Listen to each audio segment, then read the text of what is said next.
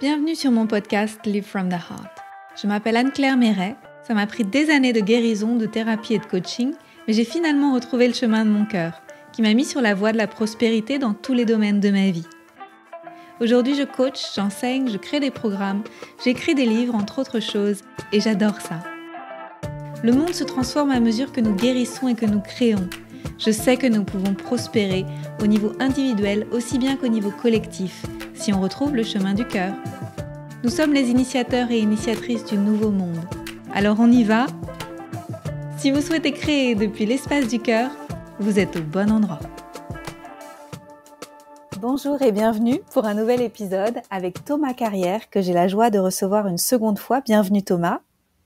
Merci Anne-Claire. Je suis contente que tu sois là. Alors pour les personnes qui te connaissent pas, on va les inviter à aller écouter l'épisode 33 parce que tu as déjà raconté ton parcours et les choses qui sont importantes pour toi dans cet épisode. Comme ça, on va pas forcément revenir sur des choses d'avant et on va se concentrer sur les choses qu'on a envie de partager dès maintenant, ici, aujourd'hui, ensemble. Donc, est-ce que ça te va ? Bah oui, ça me va très bien. Rentrons un petit peu dans ce qui est intéressant, dans le vif du sujet, dans le présent. Ouais. Moi, je trouve que tu es un merveilleux alchimiste et que tout ce que tu crées, c'est connecté au cœur, divinement connecté au cœur. Et donc, je suis heureuse qu'on ait cette conversation ensemble. Tu as suggéré qu'on parle de comment bien naviguer dans l'aventure de la vie, en fait. Et c'est très beau comme sujet. Et aussi, on peut donner des clés très concrètes du quotidien. Et donc, j'ai hâte de voir ce qui va se dérouler parce qu'on n'a pas préparé et on se laisse juste guider par cette conversation. Absolument, ça fait partie de la magie. Et j'ai bien hâte aussi de savoir quel va être ton point de vue sur tout ce sujet-là. J'y pensais, et c'est ce qui s'est présenté là pendant les dernières méditations que j'ai fait avant qu'on monte sur ce podcast. Et je pense que c'est vraiment le sujet dont il faut parler. Donc tu l'as dit rapidement, naviguer, comment bien naviguer l'aventure de la vie. Et tu disais que tu me vois comme un alchimiste. Ça me fait penser à l'archétype du magicien. L'archétype du magicien, c'est la personne qui observe beaucoup et qui reste constante dans son observation tout au long de la vie, peu importe ce qui se présente devant, mais qui utilise aussi des moyens ésotériques, magiques, pour bien naviguer et pour avoir un certain impact dans le monde. Et je dirais que je suis plutôt en résonance avec cet archétype, pour le coup, à ma façon, et que mon alchimie la plus puissante, c'est la même que la tienne, c'est celle du cœur, et c'est pour ça que tu fais tout dans le cœur et que ça marche si bien.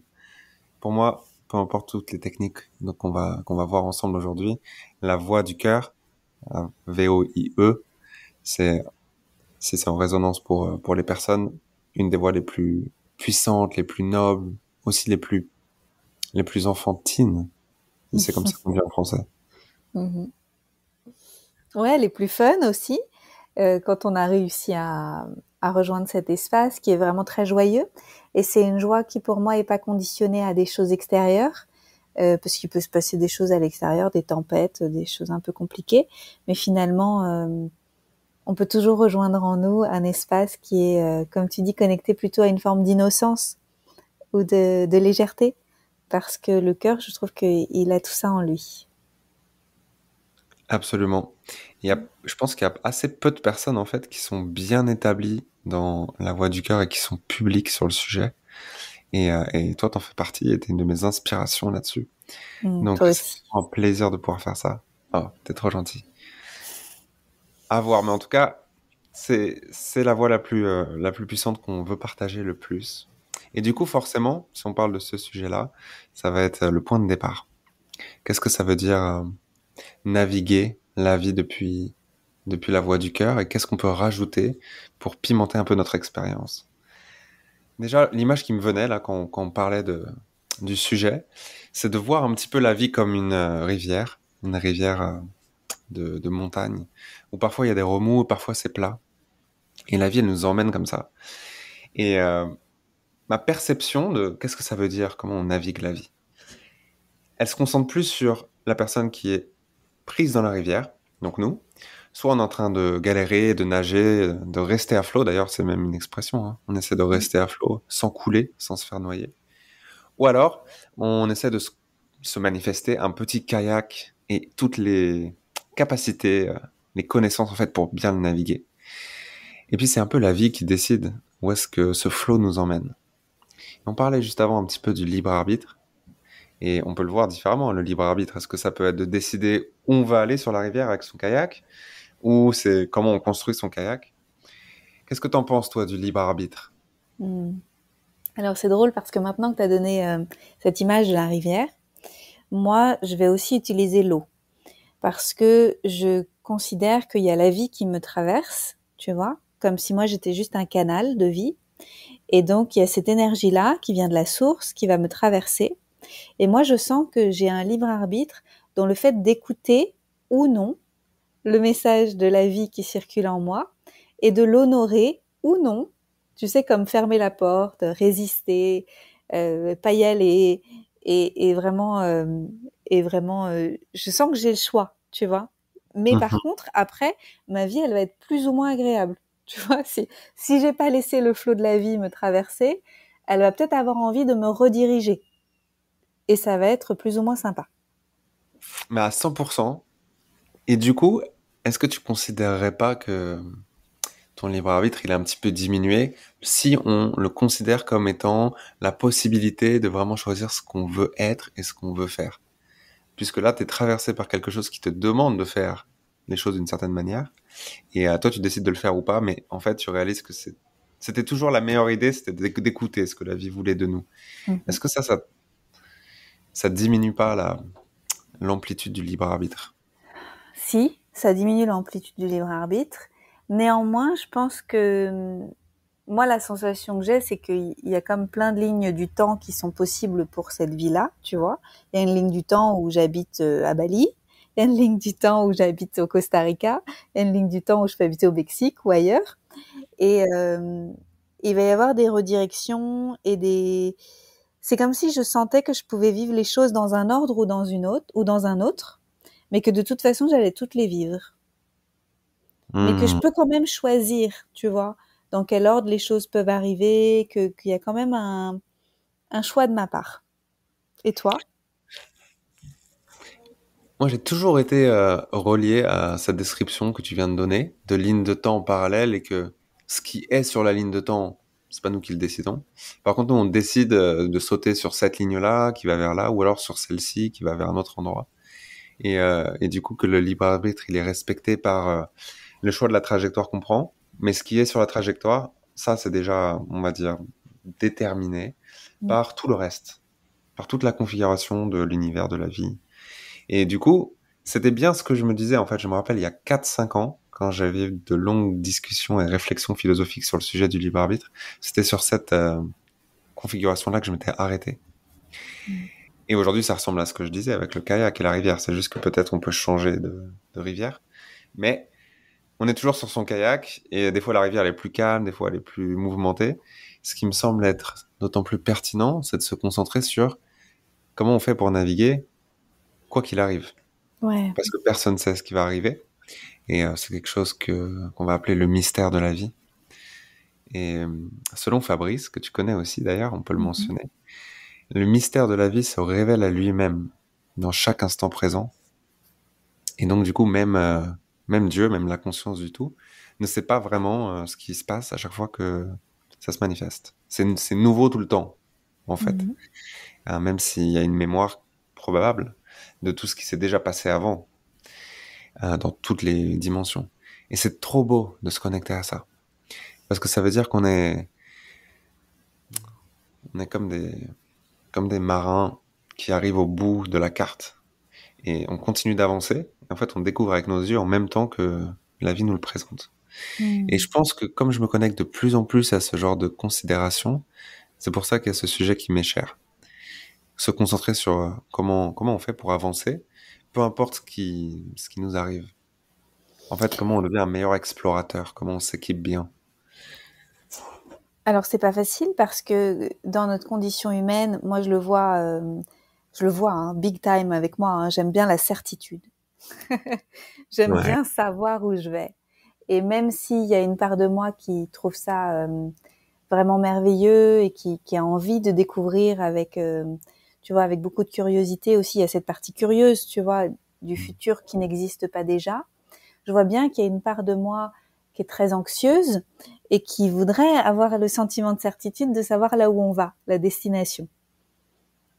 Et je sens que du coup, je bloque la vie parfois, et je bloque la curiosité, et je bloque le potentiel de ce qui pourrait se passer, et je ferme un peu mes yeux, un peu comme sur un manège, tu vois, où je me dis, oulala, ça va trop vite, oulala, ça va trop haut, et donc je ferme un peu les yeux et je coupe ma respiration, au lieu d'accueillir le flot de la vie tel qu'il est, tout simplement, parce que j'ai pas toujours tous les, je veux dire, tout le courage nécessaire ou toute la force nécessaire pour pouvoir faire face à toutes les potentialités que la vie a à m'offrir. Et je pense que je la retiens un peu. Comment tu fais pour gérer ça, toi, le côté un peu besoin de certitude, envie de savoir ce qui va se passer à l'avance, tout ça?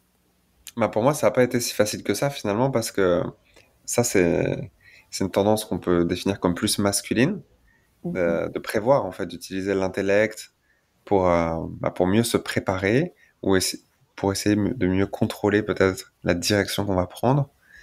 Et je pense que j'ai toujours fait ça dans ma vie jusqu'à très récemment. Et j'ai encore cette tendance, hein, ça c'est certain. Justement, récemment, là, je viens d'avoir une expérience, malgré avoir tout prévu pendant des mois pour, euh, pour faire les choses d'une certaine manière sur un projet qui est cher à moi et ma femme. Mhm. Quand on est arrivé à ce moment présent, la vie elle m'a demandé de faire tout l'inverse.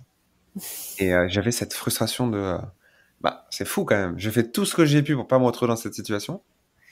Et en fait, on me demande quand même de m'y retrouver, tu vois, pour en faire l'expérience. Et donc, du coup, ça m'a donné voilà, une claque de réalisation. En fait, c'est vraiment la vie qui va décider.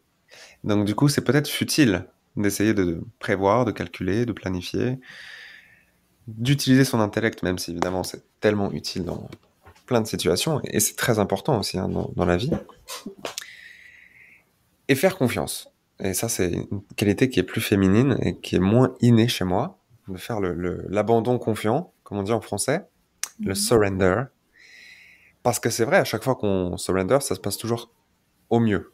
Ça, même si j'ai eu l'expérience 10 000 fois, et je sais qu'à chaque fois c'est le cas, j'arrive quand même pas à empêcher en fait la tendance de mon intellect à vouloir agir sur la préparation du futur, tu vois. Mhm. Et donc c'est ça qui me vient quand tu me demandes, quand tu me poses cette question, et je pense que ça fait partie du jeu d'arriver à se recentrer dans les deux sens. C'est-à-dire que moi, on me demande de me recentrer plus dans le lâcher prise, donc de toujours utiliser mon intellect, mais d'une façon plus saine, plus en accord avec les lois naturelles. Et puis une personne qui est pas assez en train d'utiliser son intellect, la vie, elle va lui demander de l'utiliser plus pour revenir dans l'équilibre. Ça, je l'ai vu Mhm. dans des proches autour de moi, qui étaient d'ailleurs des femmes, et qui sont les pros d'être dans le moment présent et d'être dans le flow. Mais en fait, la vie, elle les force quand même à développer une partie qu'elles avaient négligée, qui est plus la partie intellect. Donc c'est marrant en fait. C'est la voie de l'équilibre, c'est la voie du milieu qui va toujours primer. Et moi je vois bien, j'observe qu'est-ce que la vie me demande de faire sur ce sujet-là. Et moi mon sujet, c'est d'arriver à plus être dans l'abandon confiant tout le temps. Et je travaille dessus, humblement, au mieux, et j'avance tranquillement sur le sujet. Mhm. Et Et toi? du coup, ça me parle parce que je me souviens d'une conversation que j'ai eue avec une amie qui s'appelle Peggy. Je sais pas si tu la connais, Peggy Ouais, Fares. je la connais en plus.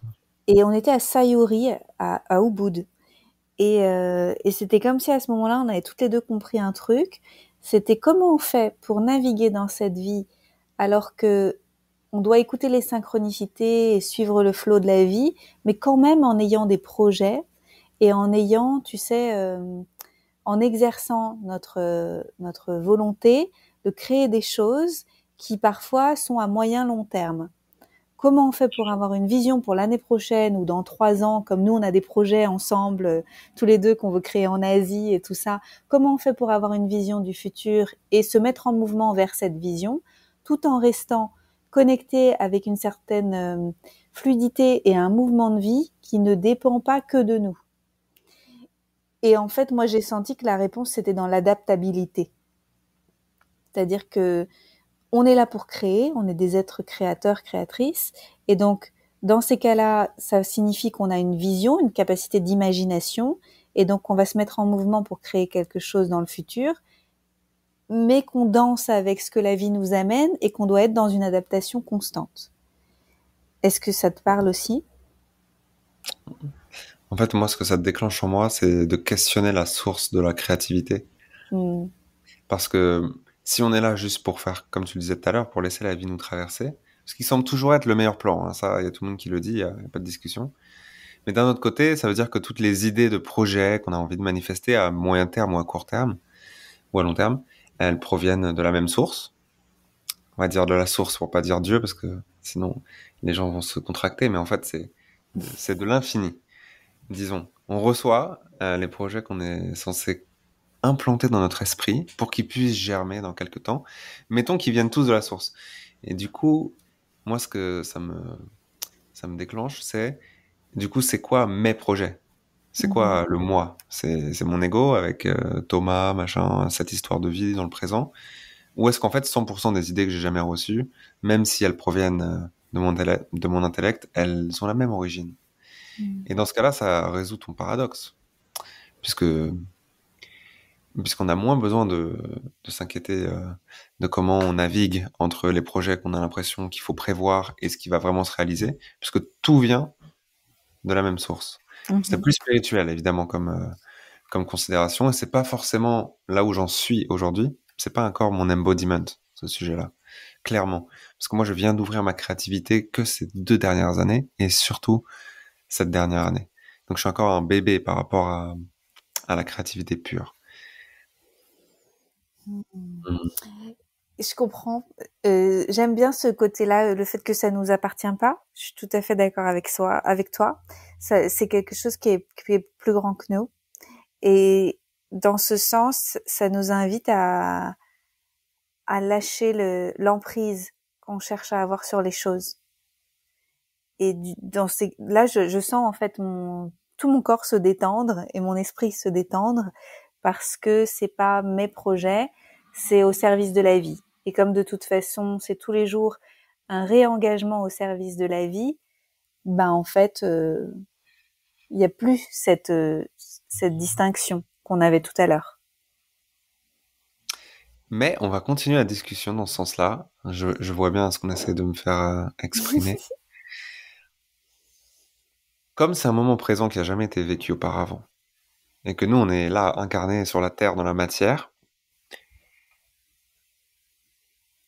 on connaît mieux que d'autres êtres plus éthériques comment ça marche et ce qu'on est censé faire. C'était un sujet qu'on avait abordé autour de la relation à l'argent. Mhm. L'argent, en fait, c'est un sujet qui est super humain. Et quand on demande aux êtres supérieurs, par les canalisations, les anges, les maîtres, etc., on voit que leurs réponses par rapport à qu'est-ce que je dois faire pour réussir au niveau de mon argent, elles sont toujours spirituelles, mais elles sont pas si pragmatiques, elles sont pas si utiles en fait. Et j'avais réalisé que c'est parce qu'ils savent pas, parce que c'est un truc humain de maintenant, tel que la Terre elle est configurée. Donc ceux qui savent le mieux, finalement, c'est nous, c'est ceux qui sont là. Et donc du coup, parfois, on a un projet, on a une idée, on a envie de faire quelque chose qui va soit aider les autres, soit aider l'environnement, peu importe, apporter de la valeur, nous faire grandir, j'en sais rien. Et ben ce projet, peut-être qu'il peut originer, je suis pas sûr que ça se dit, mais provenir de nous, humains incarnés maintenant. Et nous, face au mystère, on dit, voilà, là je suis là, j'ai observé, j'ai de l'expérience dans ce que j'ai fait depuis le début de ma vie, j'ai envie de faire cette création parce que je sens que ça va marcher. Et en fait, là, on pose une demande de co-création.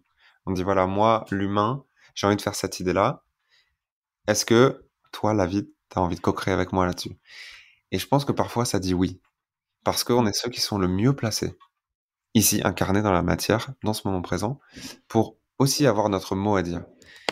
Et dans ce cas-là, qui est une considération super excitante, euh, tous les projets ne nous viennent pas d'en haut et ne nous traversent pas. On a aussi notre mot à dire, en fait. On a notre graine à planter. Mhm. Et alors, pour moi qui suis générateur en Human Design, donc je connais pas énormément le Human Design, mais je vois bien comment je fonctionne en fait, tu vois. Et le fait que je réponde à la vie. Mhm. Et je me rends compte que la plupart de mes réponses sont des réponses pragmatiques liées à des choses du quotidien que j'ai vécues, qui sont, tu sais, dans mes cellules, et c'est une réponse qui pour moi est évidente, tu vois. Mhm. Et là, j'entends vraiment ce truc très instinctif que tu viens de partager, tu vois, de bah oui, en fait, si je suis dans le concret, ici et maintenant, au présent, et finalement, l'énergie de la source qui est toute sachante elle est quand même pas aussi pragmatique que moi dans mon expérience à moi. Et donc c'est moi qui sais quel est le prochain mouvement que je peux initier. Et donc ça me parle en tant que générateur bulldozer. Bah, moi, je suis générateur bulldozer aussi. Donc, on est Ah pareil. oui. Mais c'est vrai que le human design, si on revient au sujet, c'est Mm, parfait.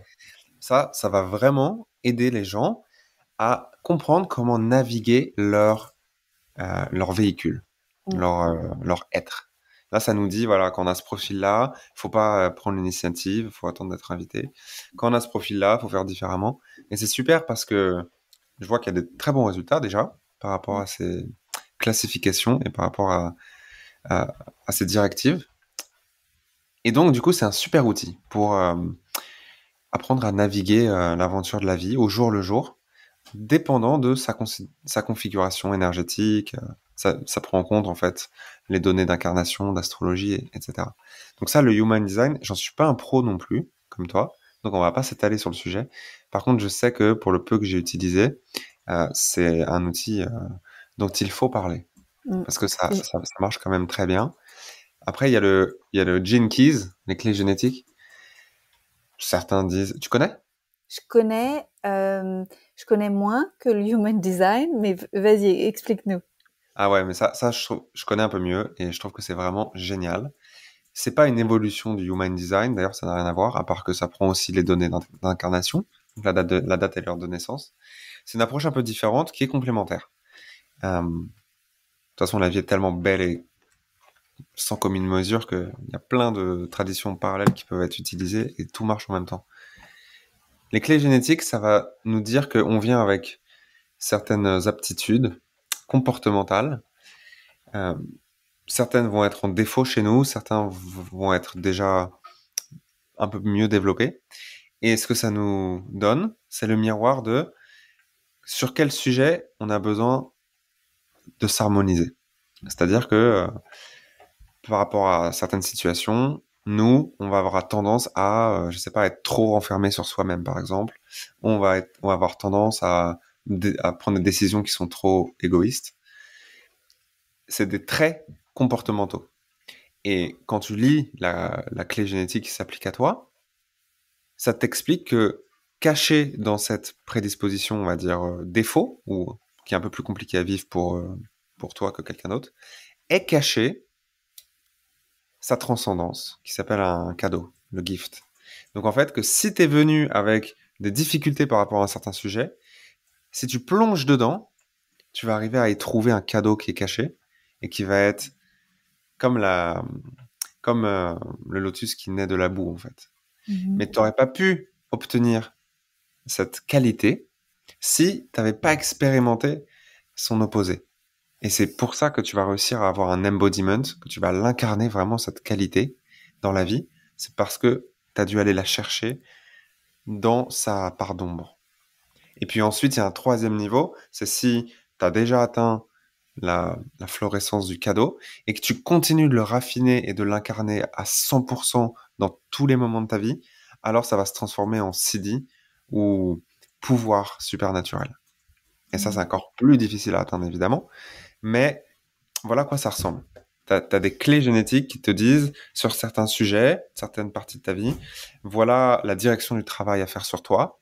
Et ça te donne un peu la carte de si tu arrives à plonger pour trouver le cadeau à l'intérieur, alors tu vas incarner une qualité, donc tu vas augmenter la cohérence de ton expérience de vie, mais aussi pour les autres. Parce que quand on incarne quelque chose qu'on connaît vraiment et qu'au jour le jour on embody, alors on gagne en maturité et en plus on permet aux autres de rentrer en résonance avec. Donc voilà pourquoi je l'aime beaucoup. Et ça fait partie aussi de comment naviguer, comment bien s'équiper pour naviguer l'aventure de la vie. Parce qu'on nous donne une espèce de petite carte de, bah tiens, pour toi, ce serait bien de regarder ce sujet, ce sujet, ce sujet. Et le moment où tu l'as lu, ça y est, c'est ancré dans ta conscience. Tu sais que tu peux plus te voiler la face. Et la prochaine fois que tu es dans une situation qui ressemble à ce qu'on t'avait décrit dans ta part d'ombre, eh ben, tu es obligé d'agir un tout petit peu différemment. Donc je trouve ça super puissant et je t'encourage à regarder parce que c'est Ouais, génial, quoi. C'est comme un truc d'astrologie. Tu regardes et boum, ça te décrit un peu exactement ce que tu expérimentes, mais ça le catégorise et ça l'explique d'une manière qui t'empower. Ça, c'est ça génial. me donne envie d'aller creuser un peu plus. Et quand tu parlais, je me faisais la remarque que ça demande d'avoir de la curiosité pour sa vie. Si on prend un petit peu juste de recul par rapport à la posture vis-à-vis de la vie, ça demande d'avoir de la curiosité pour qui on est, de la curiosité pour les cartes qui nous ont été distribuées, et de prendre les choses un petit peu comme un jeu et de se dire alors, ok, avec ce que j'ai comme carte, comment je vais faire pour en tirer le meilleur, et d'avoir ce désir, tu vois, avec beaucoup d'amour pour soi, de se connaître et puis de s'accepter, et puis après de transcender un petit peu, tu vois, dans la posture.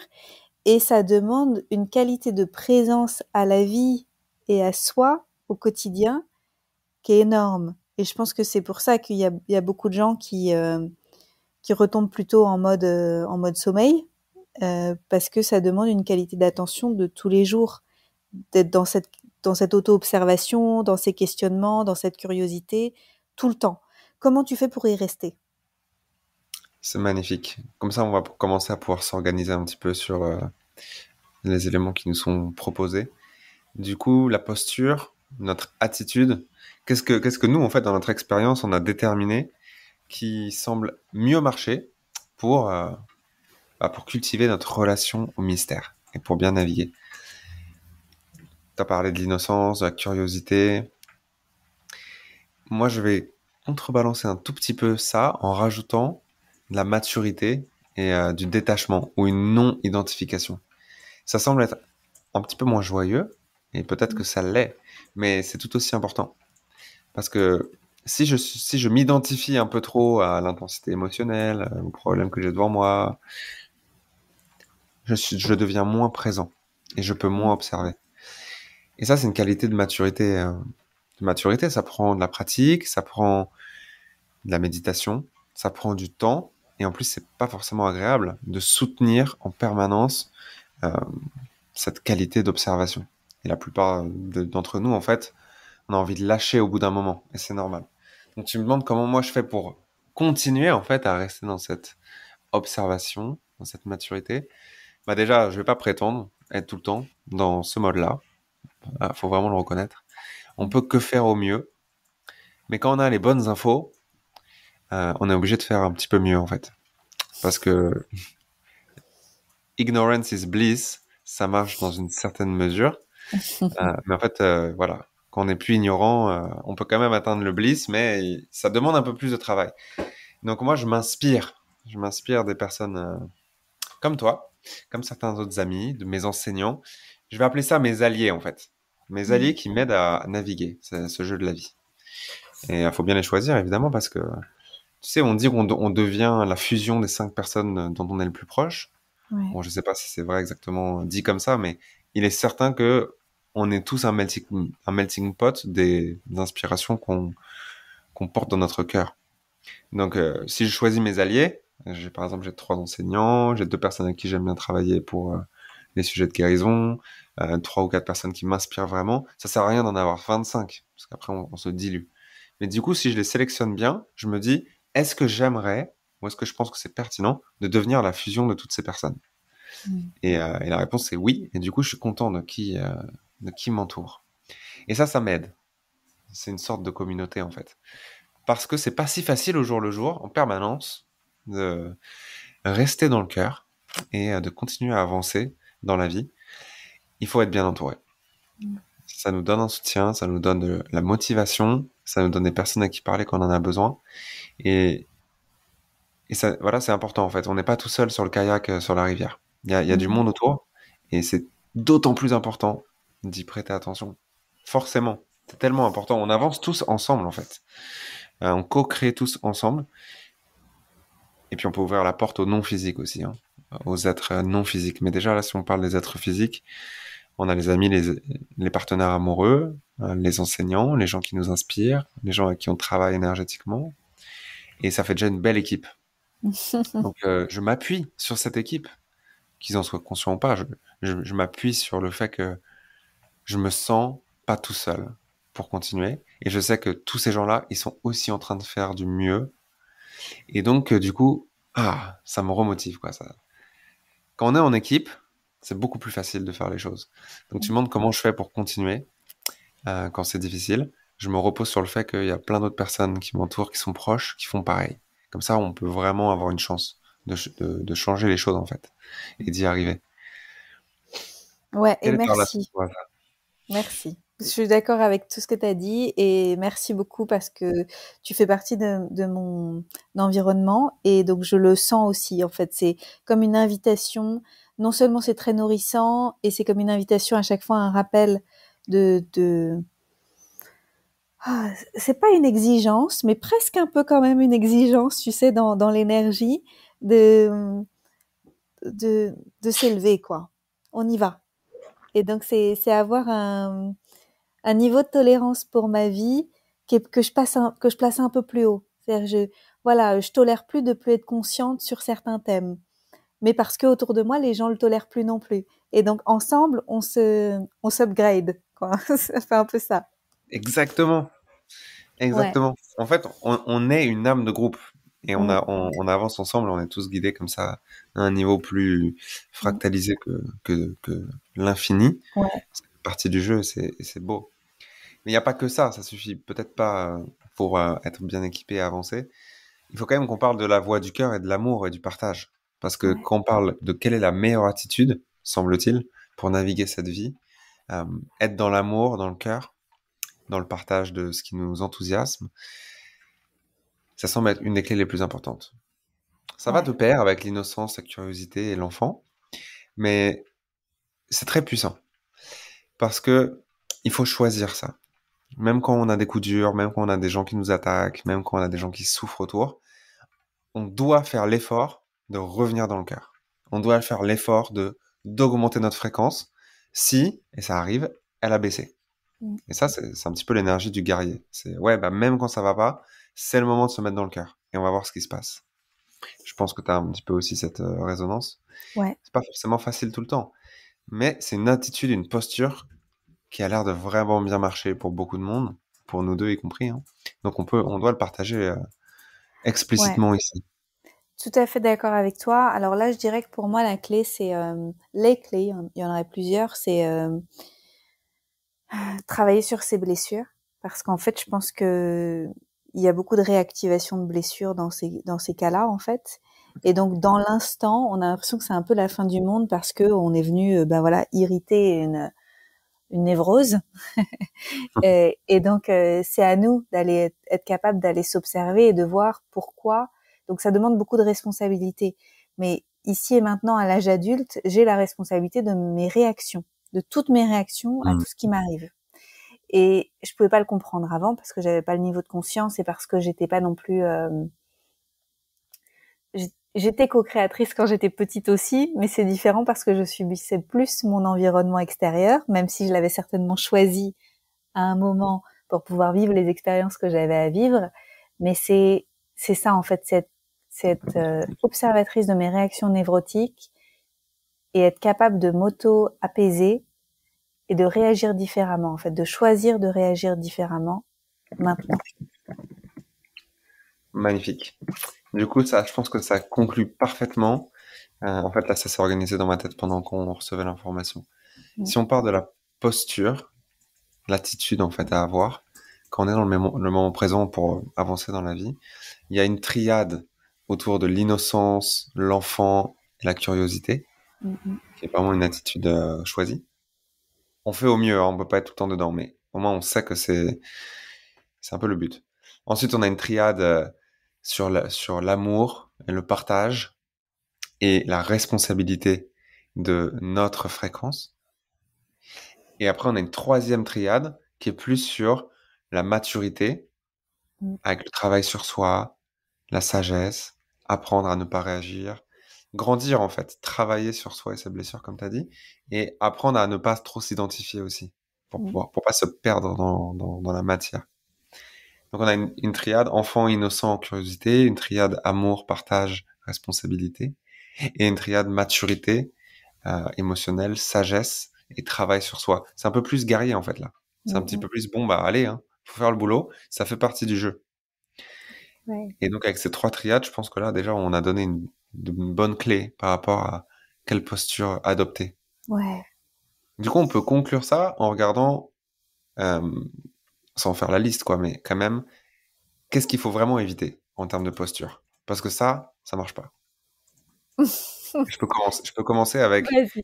le sujet de la dureté, se Mm. durcir.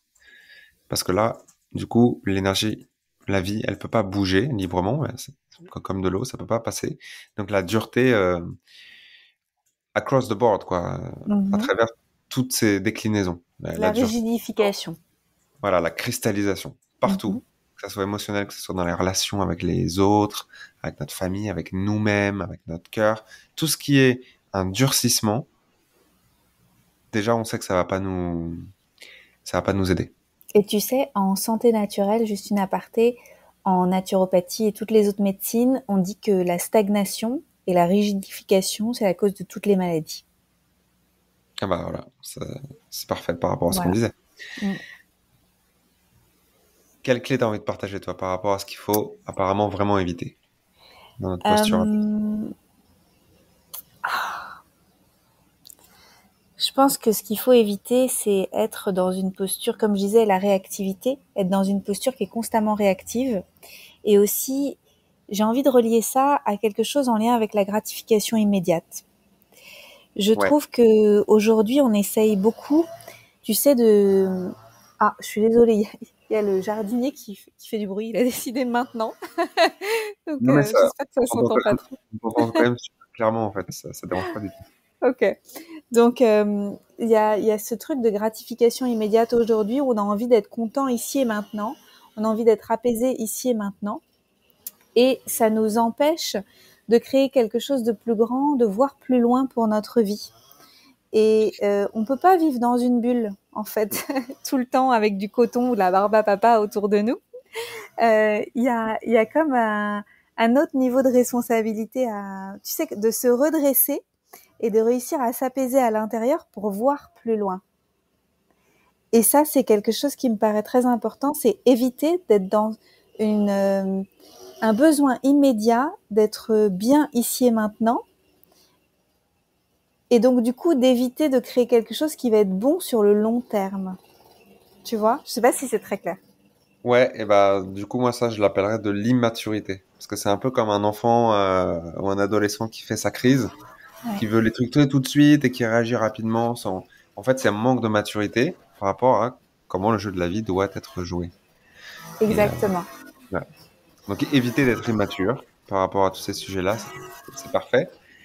Moi, je rajouterais du coup un sujet de pessimisme et ingratitude, parce que ça a un très fort impact sur ce qu'on va vivre, et c'est un choix qu'on peut faire.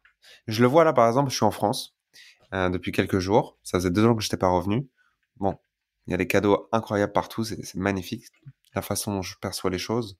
Il y a aussi quelque chose dont je me rappelle, c'est l'attitude de se plaindre et de se focaliser sur les actualités, sur le radotage. Et ça, je l'ai vu.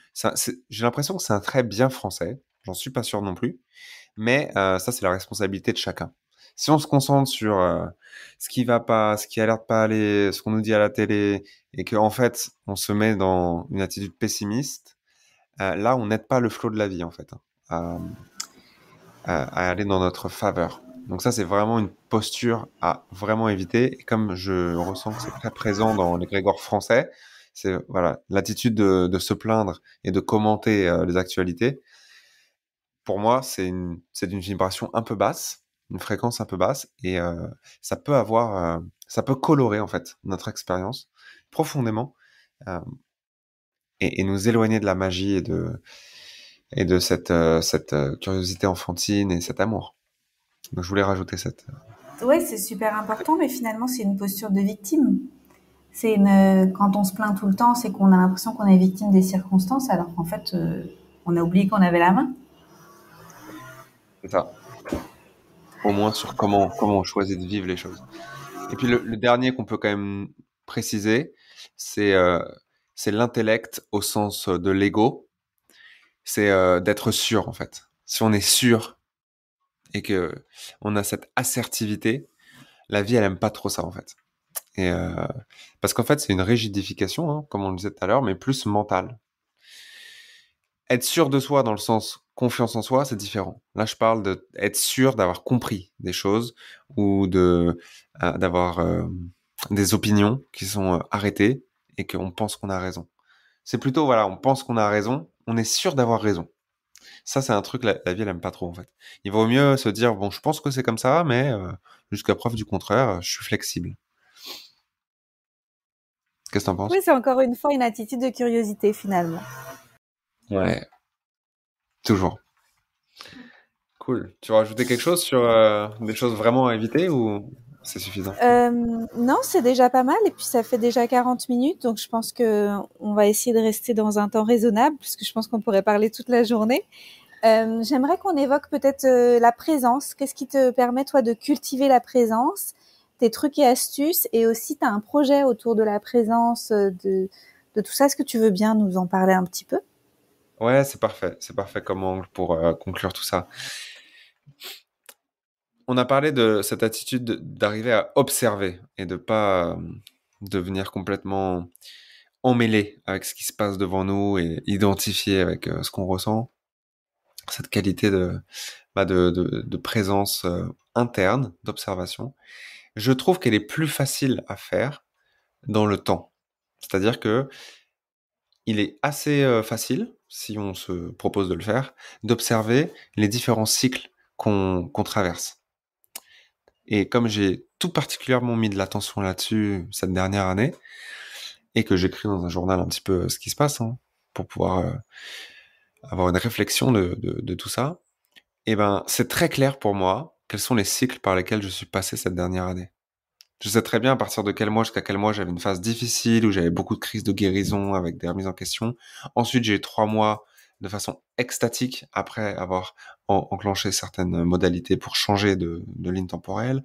Après, j'ai eu un moment où mon système nerveux a commencé à être activé tout le temps après une certaine pleine lune et ça a duré 3 semaines et là, je suis en fin de ça.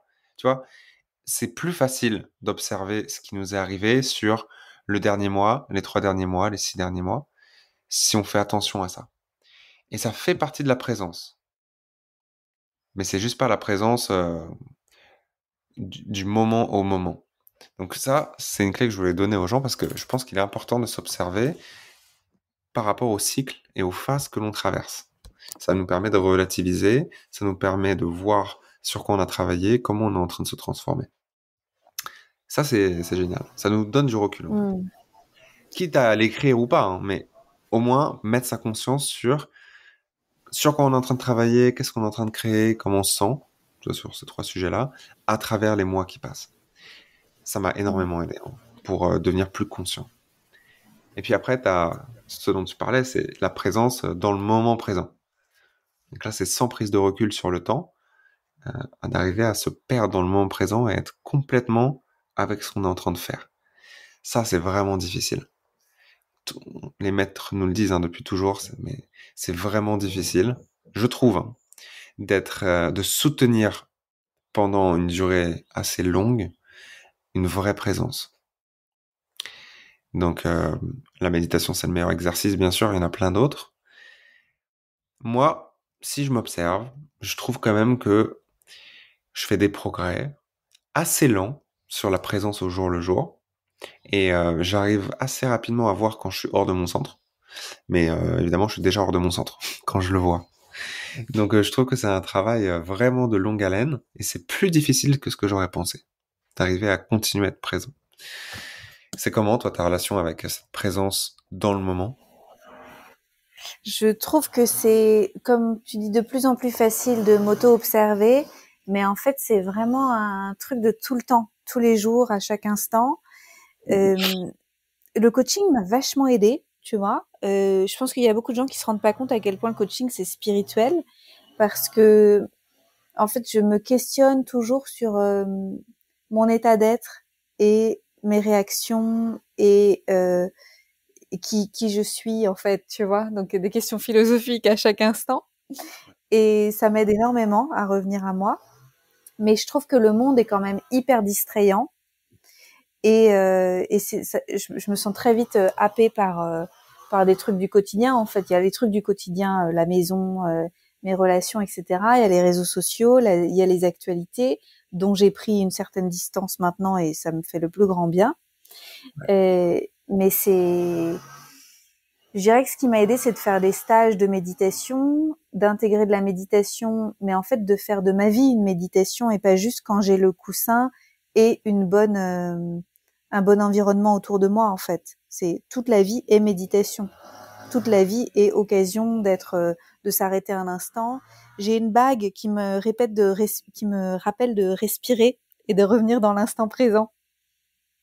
Cool, cool, cool. Donc, un gris-gris comme ça. Je sais que tu travailles aussi sur quelque chose en relation avec ça. Et Bah ouais, justement. c'est, Là, tu et m'ouvres je- la porte grande ouverte. bah, et d'ailleurs, je l'ai acheté à Bali, tu vois, je l'ai acheté à Ubud, cette bague, mais ça suffit pas parce que je l'ai vue tellement de fois que elle se rappelle plus à moi. En fait, elle fait un peu partie du décor parfois. Ouais, je vois. Donc en fait, c'est une bague sur laquelle il y a une inscription, ou alors juste toi, c'est C'est un écrit rappel. respire, Voilà, c'est écrit respire, breathe. d'accord. Ouais. Bah, j'ai essayé plein de choses de ce style-là. Tu vois, le plus marrant, c'est être conscient de sa respiration, rester conscient de sa respiration. En fait, tu arrives à le faire pendant 1 minute et dès que tu commences à faire autre chose, c'est hyper dur de dupliquer sa conscience pour que ça reste aussi sur la respiration. Mais c'est la clé. C'est la clé pour augmenter vraiment rapidement dans son niveau de présence. C'est d'arriver à faire quelque chose un peu tout le temps et pas juste à un moment pendant longtemps. Et il y a une idée qui m'est venue, ça me trotte depuis 3 ans, mais il y a 1 an et demi, j'ai commencé à vraiment passer à l'action dessus.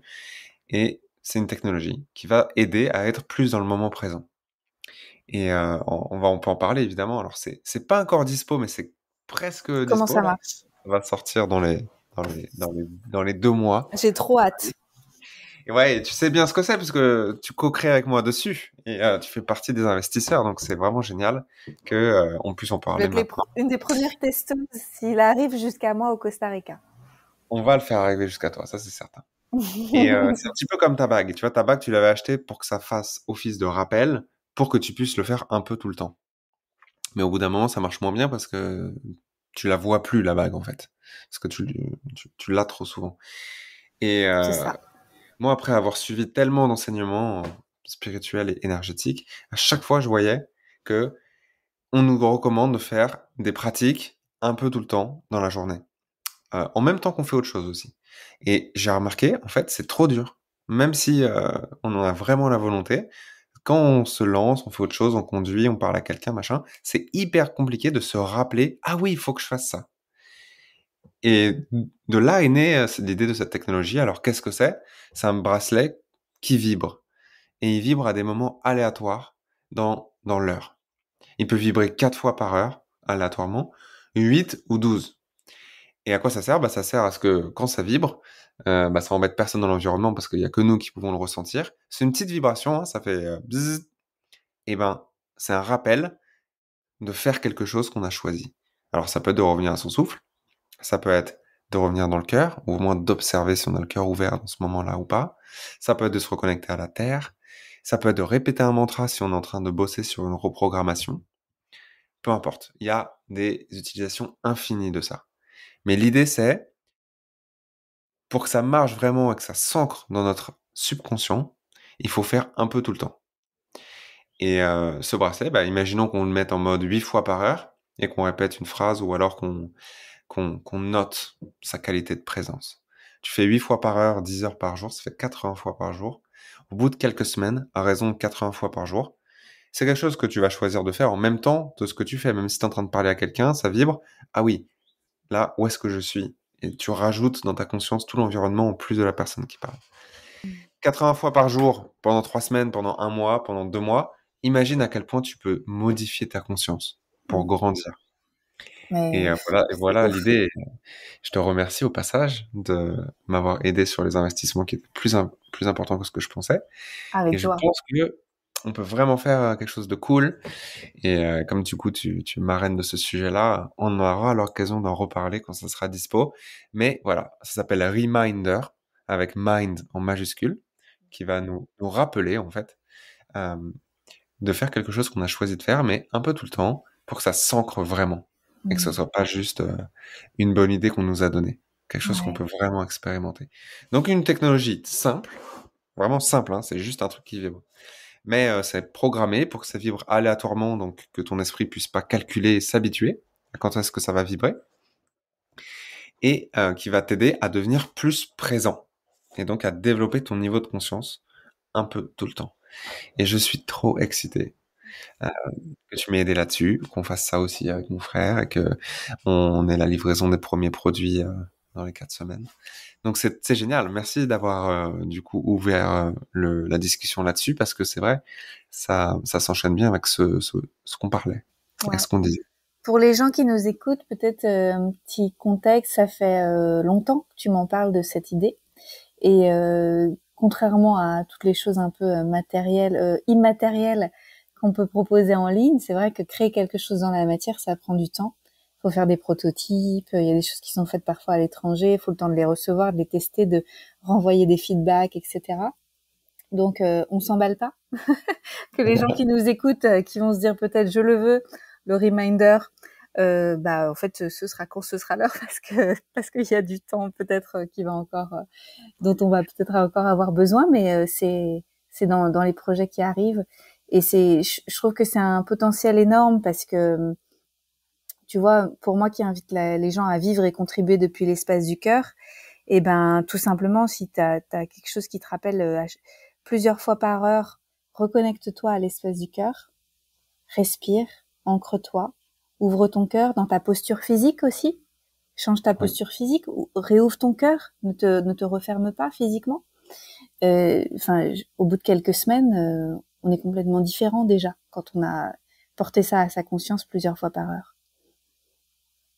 exactement. Et donc on espère que ça va avoir un impact fort de transformation pour tous ceux qui vont l'essayer. En Mm. plus, ça coûte pas très cher non plus. Donc on veut que ça soit accessible, et surtout Mm. que les gens jouent avec vraiment, parce que ça Ouais. nous reconnecte à notre pouvoir créateur. On décide de ce qu'on a envie de faire, de quelle utilisation on a envie d'expérimenter, et on se dit, OK, pendant 3 semaines, je fais ça. Et après, on fait le point dans 3 semaines pour voir qu'est-ce qui a changé. Notre relation à soi, à son cœur, aux autres. Et ouais, je suis vraiment mais tellement content et tellement excité que on soit presque arrivé au moment dans l'espace-temps où ça va pouvoir être distribué. C'est trop bien. J'ai trop hâte. Ouais, Et je vois déjà une autre application. Donc c'est la même chose, hein, mais c'est juste dans la posture, dans l'intention, où en fait j'ai envie de le tester en me disant, ok, comment je suis là maintenant par rapport au flot de la vie qui circule en moi. Est-ce que je suis dans une posture d'ouverture? Est-ce que je la laisse faire son boulot? Ou est-ce que je suis un peu fermée dans cet instant, tu vois? Et donc, je sens que j'ai déjà envie de me faire des jours et des jours avec cette application-là, cette intention-là, de est-ce que je suis ouverte au flot de la vie qui circule en moi? Ou est-ce que je suis en train de me rigidifier et d'essayer de contrôler, de faire arriver quelque chose depuis un autre espace? ouais. On va dire notre niveau de flexibilité, notre niveau d'accueil de ce qui est en Mm. train de passer, Ouais. euh, pour ne pas se rigidifier justement et laisser circuler. Mm. Magnifique. Je note, hein, parce qu'on on va s'amuser. J'ai entendu que tu notais. On va s'amuser. Ah, t'entends mon clavier. Ok, bon, alors j'arrête de noter. Non, mais il n'y a pas de problème. C'est intéressant. Enfin, je comprends. On attrape les idées quand elles sont là. Hein. Ouais, bah, c'est comme ça que ça marche, et c'est magnifique. Non, Exactement. on télécharge comme ça de plus en plus des idées, et quand ça va être le moment de faire des vidéos avec des cas d'utilisation et des exemples, et ensuite on va pouvoir faire des petits groupes d'études, Mm. où peut-être s'il y a 10 personnes qui veulent essayer sur un certain sujet, 10 sur un autre. Moi j'adore faire ça, organiser un petit groupe Telegram et pouvoir se suivre en fait et voir comment ça évolue. Et Ouais. ça fera une expérience en live. Waouh! Trop bien, trop bien, trop bien. Génial. Merci Thomas pour tous tes partages. Merci aussi pour ce que tu crées pour les entrepreneurs. C'est pas quelque chose qu'on a évoqué aujourd'hui, mais est-ce que tu veux en parler un instant? T'as un canal Telegram où tu encourages en fait les entrepreneurs, tu les soutiens? Bah, si je peux. En fait, une des manifestations que j'ai notées ces dernières années, cette dernière année, c'est que j'aime vraiment organiser des petites communautés. Et avant, c'était juste une idée. Je voyais pas qu'est-ce que ça voulait vraiment dire. Mais maintenant, je vois vraiment ce que ça veut dire. Du coup, moi, j'ai ma communauté, mon canal Telegram, comme toi, tu as le tien, où je Mhm. partage sur tous les sujets. Et en fait, j'ai organisé, parce qu'il y a des gens qui voulaient bien me suivre et faire une expérience sur certains sujets. Donc, j'ai une communauté autour de ceux qui utilisent Illy, j'ai une communauté autour de certains investissements passifs, j'ai une communauté autour d'un groupe de soutien qui s'appelle Anaha Tribe, des entrepreneurs du cœur. Donc, c'est pas le moment d'aller en détail là-dessus, mais voilà, c'est un groupe de soutien pour les entrepreneurs qui veulent utiliser la spiritualité, la magie et la voix du cœur pour Mhm. devenir de meilleurs entrepreneurs. Ouais. Donc ça, c'est une des communautés aussi que j'anime en ce moment et qui est très, très belle. On a 50 entrepreneurs du cœur dedans, donc c'est super. Vous pouvez me contacter si vous voulez plus d'infos, on pourra en parler. Et je pense qu'en fait, dans le futur, il va y avoir de plus en plus de petits groupes thématiques qui vont continuer à se manifester. Et j'aime bien m'organiser comme ça. Mhm. Ouais. Et puis dans le futur proche, je vais commencer aussi à créer des communautés autour de, comme j'avais fait avec Illy, de produits de technologie, de bien-être qui fonctionnent super bien. Je vais commencer à partager plus activement autour d'une technologie que j'utilise depuis 3 ans, qui s'appelle l'eau Kangen. C'est de l'eau. Bon, c'est pas le pH qui est important, si vous en avez déjà entendu parler. C'est le fait qu'il y a énormément de dihydrogène à l'intérieur. Et le dihydrogène, c'est ce qui est de plus antioxydant. Donc en fait, on boit de l'eau et ça envoie énormément d'antioxydants et de structuration dans l'eau. Il y a plein d'autres choses qui existent autour de l'eau, mais ce truc-là en particulier, parce que j'utilise depuis tellement longtemps et que je l'ai vraiment étudié, je vais commencer à le partager. Donc il y a toujours des belles choses, des beaux projets qui arrivent. Et moi, personnellement, je suis super excité de rejoindre ton programme, Coaching from the Heart, en septembre, parce que mon âme, elle m'a dit, il faut que tu ailles faire ça. Ça va m'aider en fait à comprendre comment je vais pouvoir partager ce que j'ai à partager, comment l'organiser. Mhm. Et du coup, ça, je suis aussi tellement content, après ces petites vacances, de rentrer dans ce container avec toi. Alors merci tellement d'avoir Génial. ouvert cette possibilité. Je suis très heureuse que tu sois là et que tu puisses te saisir d'outils de coaching pour continuer à rayonner et à avancer et créer tout ce que tu crées parce que je pense que parfois j'aime bien utiliser le mot agar, c'est un élément de recette, un ingrédient. Et Ouais. parfois c'est le petit truc qui manque quand on a des activités comme ça très diversifiées comme toi aussi. Et après quand on devient coach, bah c'est un peu comme si on avait tout pour empuissancer la terre entière. Donc ça va être encore plus inarrêtable. Génial. Et je suis tellement content de te savoir avec nous à la barre de ce grand navire que tu pilotes autour du cœur, autour de naviguer cette réalité tous ensemble en Ouais. faisant au mieux. Toi, tu es plus précisément sur l'accompagnement des gens autour du bien-être et des coachs, mais en fait, ça se répercute comme des vaguelettes dans l'eau par rapport à toutes les personnes qui sont touchées. Donc c'est magnifique, c'est trop beau. Merci pour qui Mm. tu es. Merci, c'est magnifique. Merci à toi. Euh, Juste pour planter une graine aussi, peut-être dans le à ce moment-là, la fin de cet épisode, il va y avoir d'autres choses dans les années qui viennent, des grandes choses. Je voudrais juste partager auprès des personnes qui nous écoutent que on a des ambitions qui sont à la hauteur de ce que la vie va nous proposer dans les années qui viennent.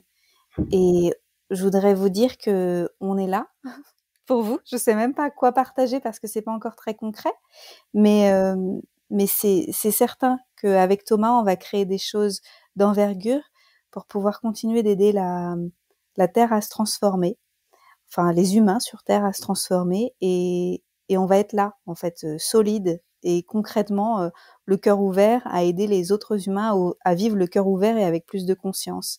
Et je voudrais vous remercier de nous écouter sur cet épisode jusqu'au bout, parce que ça veut dire que très certainement, eh bien, dans les années qui viennent, vous allez être en contact avec cette belle énergie et co-créer avec nous. Et merci d'être là avec nous parce que c'est possible uniquement par cette co-création collective. Donc, merci du fond du cœur. Je vous remercie moi aussi déjà pour votre présence, pour votre écoute et pour tout ce qu'on va faire ensemble dans le futur. Et pour ce que vous faites déjà probablement en vous intéressant à ces sujets, à ces discussions.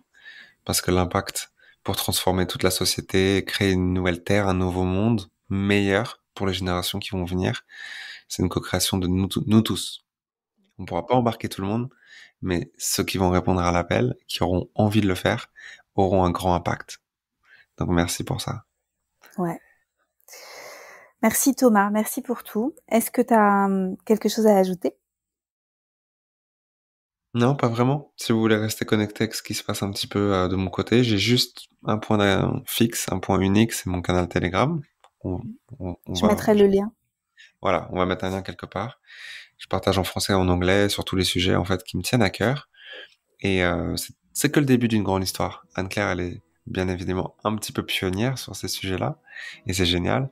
Mais si on donne plusieurs années, peut-être dizaines d'années, Dieu seul sait ce qu'on peut créer ensemble. Donc c'est beau comme ça d'avoir cette conscience du début, de graines qui germent, tous à notre niveau. Donc merci. Je suis tellement excité en fait pour tout ce qui va se passer, tout ce qui se passe déjà maintenant. Merci à toi Thomas. À bientôt. Et tu es toujours le bienvenu pour d'autres rendez-vous, d'autres épisodes. La porte est ouverte. Merci. Merci pour votre présence. Si vous avez aimé cet épisode, je vous invite à le partager avec vos amis et à suivre le podcast pour être au courant des prochains épisodes. Et suivez-moi sur mon site internet anneclairemeret.com et sur mes réseaux sociaux pour être au courant de mes prochains programmes et formations. À bientôt!